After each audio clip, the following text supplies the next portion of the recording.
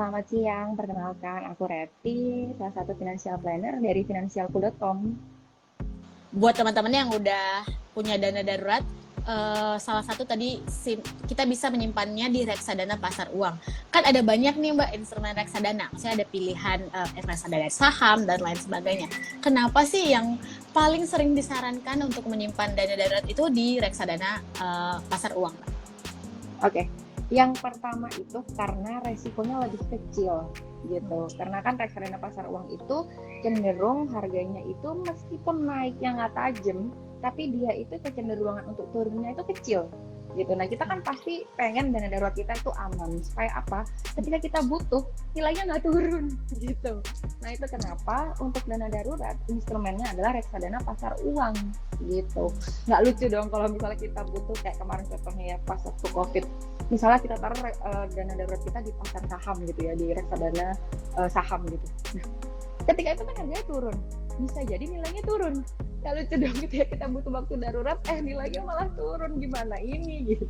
Nah itu kenapa kita selalu sarankan buat taruh dana darurat itu di instrumen yang memang benar-benar resikonya kecil gitu sih Mbak.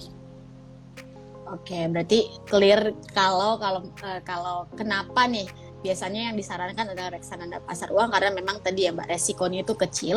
Apalagi ini darurat ya Mbak, kalau misalnya dia lagi turun, waktu kita butuh malah yang ada rugi gitu ya. Nah itu dia, jangan sampai gitu ya.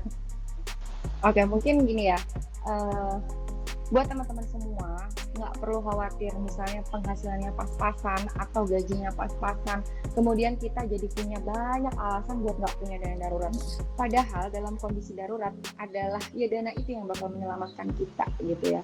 Bisa bantu kita buat tetap merasa aman, nyaman gitu ya. Karena kan mungkin dalam kondisi-kondisi yang darurat, ketika kita itu mempunyai ketenangan hati, kenyamanan, itu bisa membantu kita untuk berpikir lebih jernih gitu. Jadi nggak ada alasan mulai sekarang buat nabung dana darurat, karena sekecil apapun kamu punya uang, kamu bisa tabung gitu kan. Banyak banget instrumen yang bisa kita pakai buat nabung uang kita sekecil apapun.